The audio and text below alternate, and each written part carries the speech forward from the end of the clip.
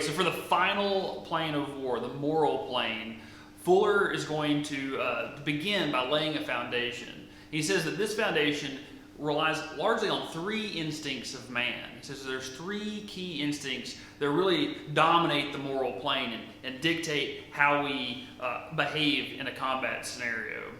First is the instinct of assertion, and that manifests as courage. You're asserting yourself, you're putting yourself out there, you're making a decision, you're going. This is where audacity lives. But that's also counterbalanced by two others. The next one is preservation, and it manifests in fear. And that works against courage, that like courage wants to go forward, but fear is that idea that like I don't want to go get hurt, I don't want to lose my life, I don't want to experience pain, and that pulls you back. But then lastly, there's another one that kind of pushes you forward towards where courage wants to go, and that's sacrifice. And that manifests itself with comradeship, that you're willing to fight and die for the guy that's next to you. And Fuller says that all of military training has to be distilled down into things that cultivate the habits and put these different instincts in their own proper place. And it's really important to note that no one of these is necessarily superior to the other, or no one of them is fundamentally bad, and no one of them is fundamentally good. They have to be in balance, as we'll see here in a second. So in that balance, we have to balance perfectly fear and that self-preservation and the self-sacrifice, or what Fuller will call the moral force, and they have to be one-to-one. They have to be perfectly balanced. Because in that perfect balance, it creates a situation to let courage go forward. Now, if it's out of balance, we have different kind of maladies that we have to contend with. If fear is overbalanced, well, then we have paralysis and cowardice and all this type of thing that we don't want to be. We don't want to be Upham from Saving Private Ryan. We don't want to be like so paralyzed inside the battlefield that we don't act at all, that we spend all of our time going over different courses of action and thinking about like, oh, well, if I do this, this will happen or whatever. That would be very, very bad. But at the same time, if we over-correct and we balance it way out of whack with too much of the moral force, that the raw audacity that we're just going to go out there and get them and we just act all crazy, then we have all kinds of problems there as well. We have foolhardiness. We don't do our homework, that we put ourselves in situations to let the enemy exploit us. Only whenever those two forces are perfectly in balance can that self-assertive force, the courage, actually push us forward to do the right thing. So before we really can understand how to appropriately balance those two, we need to break them down. We need to understand the intricacies of both the moral force and that fear. So let's start with fear. Fear has two main domains. One is the moral fear, and the means of control of that is just simply reason. We encounter moral fear whenever we just don't know what to do. We show up on the battlefield and there's just chaos going around. We're like, oh, we don't know. So we lean back on the mental plane of war, and we have these mental models that we bring forward. We know what Hal Moore did at the Idrang Valley. We know what Schwarzkopf did in Iraq. We know all these different examples and methods that we can bring and just pull from the filing cabinet in our minds and place on the battlefield to understand what we need to do. And so the method of controlling the moral domain of fear is in study and self-development. And this is something that you're called to do as a leader in the Army, to study just with a robust habit, to understand like who's gone before you and try to pull the originality out of those battles and out of all the experiences, both good and bad, so that way you can master that moral domain of fear. But another domain of fear is in physical fear. And the means of control of that is through training and equipment. If we understand that we have good, solid equipment, we understand how to use it, and we understand how that's going to play into the mental domain of fear, that moral domain of fear, then we're going to be more empowered to go forward. And it doesn't have to be anything overly elaborate. We don't have to have the latest and greatest, and sometimes that even can work to our detriment. Being brilliant in the basics really kind of like comes to roost here. You think back to like Rogers Rangers, who had a lot of times wet powder and relied a lot on just a tomahawk and a knife to get in real close and effect like this drastic defeat on his enemies. That is mastering that physical domain of fear. So now that we understand fear, we need to understand the moral force and how do we actually get a superior moral force to counterbalance that fear so that way we are in perfect balance so that way courage can lurch forward. One, like Fuller gives us a good formula to kind of build up to what he calls moral superiority. First is just simply the belief in superiority. You have to believe that you're going to win. You have to believe that you are capable of going out there and fighting. Now, this doesn't mean that you have to be like super arrogant or look down upon the people that are opposing you, but you really have to understand that inside of you, you are capable of victory, that it is a possibility. The next thing that Fuller says that you need to add to it is the desire for victory. You've got to want it. You've got to want it so bad that it just absolutely skews it in your favor. That you know that you can do it and you really, really, really, really want it. And then lastly, he says that that soldiers need an incentive for glory. They need to know that if they die, they're going to be remembered. And this is why we do memorial services and we put up monuments. And they also have to know that if they win, there's going to be a ticker tape parade at the other end of it. That all of this isn't going to be for nothing. And if you do all of that, you're going to get moral superiority. He says that there's 5 factors that really kind of play into this. One is that you have to limit the tasks that you give your subordinates. They can't be expected to just deploy to some place and just win the whole war themselves. They have to have a slice of the pie. It has to get back into that belief of the possibility that they can win. You wouldn't want to take a bunch of aircraft mechanics and then throw them into some situation where they have to like drive tanks and outmaneuver the enemy there, because they're like, this isn't part of our job. They have to understand that this is their role, this is their job, and they're really, really good at it, and they really, really want to win in it. And the next thing is they just absolutely have the ability. They need to have trained well enough, just like we saw with the physical domain of fear, that they know that they are physically capable of doing the thing that you're asking them to do. Then lastly, next, you have to encourage them as they're doing it. As they go on, they start to fight, they start to work, you have to keep on saying, like, hey man, you're doing a really good job, let's keep on pushing, just stay with them the entire time. Then they have to know that you're going to protect them, that with whatever happens on the left and right side of them, that there's somebody there to keep them from getting like squashed from one side or the other. They don't want to get outflanked, and they don't want to in a situation where they think that they may do something wrong and they may be held accountable for something that you asked them to do. They need to feel protected and safe in doing the task that you're asking them to do.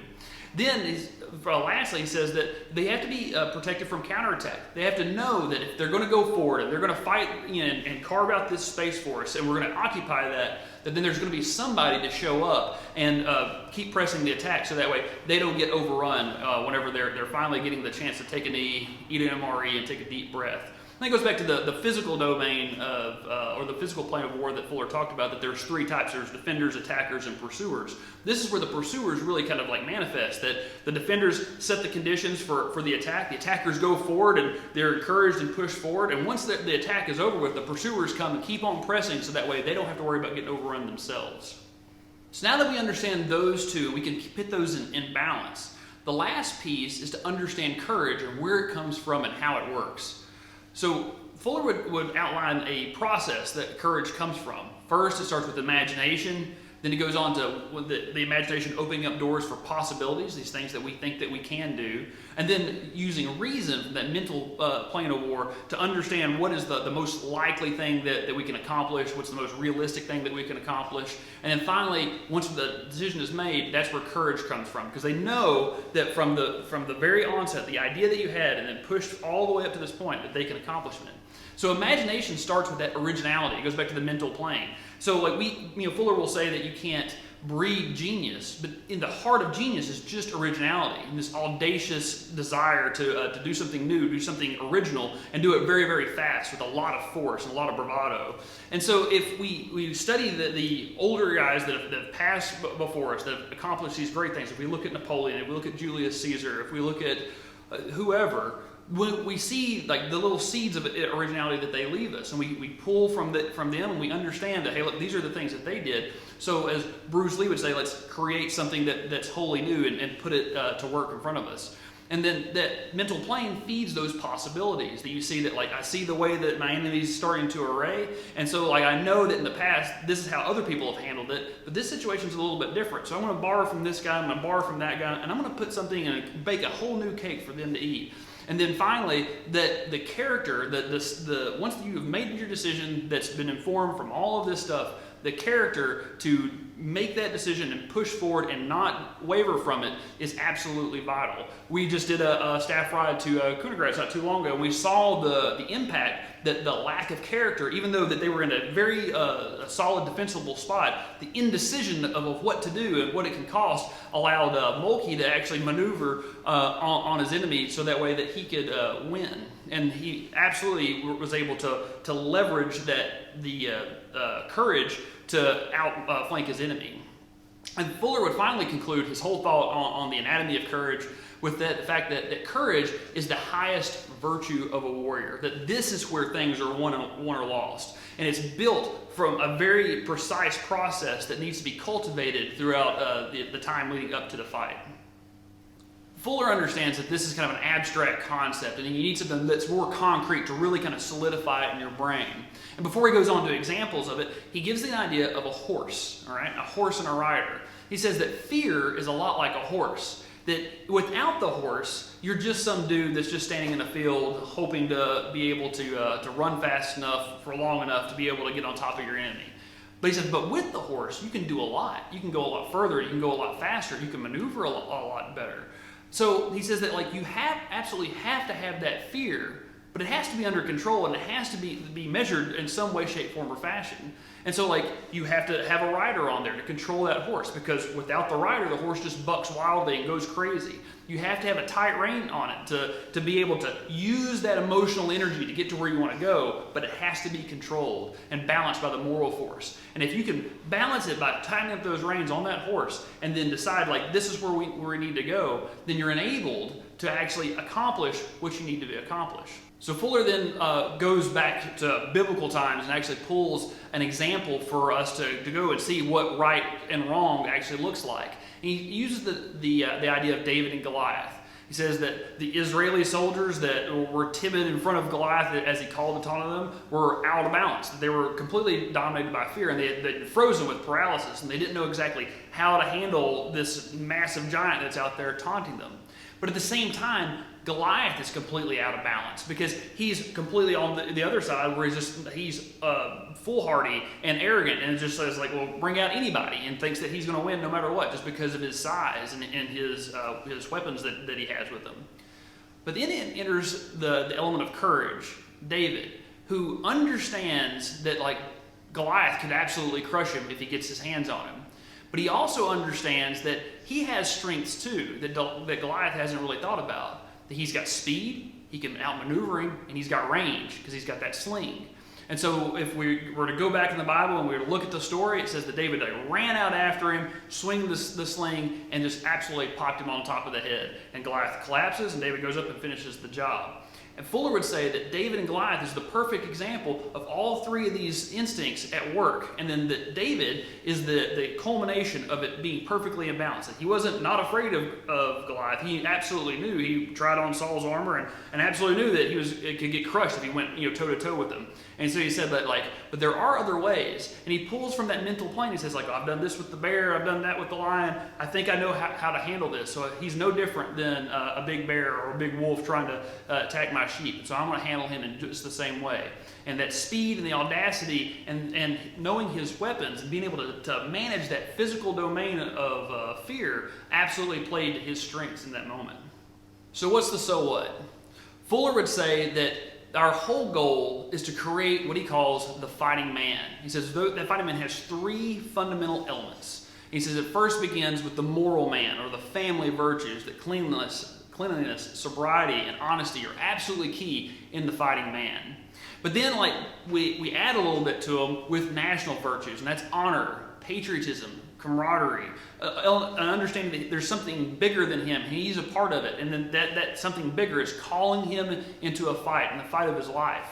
And then finally, the individual virtues. And this is what the military adds: knowledge, skill, endurance, courage. That shapes the fighting man. And once you've done all three of those correctly, you put that man on the battlefield, and he is the embodiment of courage and a recipe for victory. So Fuller would say that a man's mind is being continually bombarded from the outside, and his character changes with each shot. It's our duty to see that it changes in the right direction. For according to his surroundings, so will the man himself be. A normal man is but a walking mirror.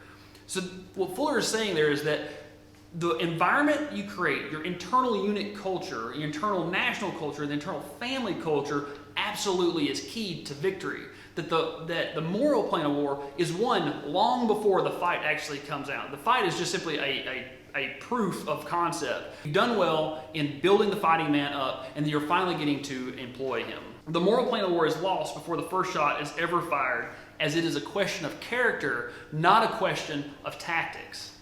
So how do we conclude these three planes of war? How do we sum up the moral plane of war? And what is our litmus test going forward to know how we're doing and if we're actually being successful at this? And with that, I want to read a quote from Fuller himself.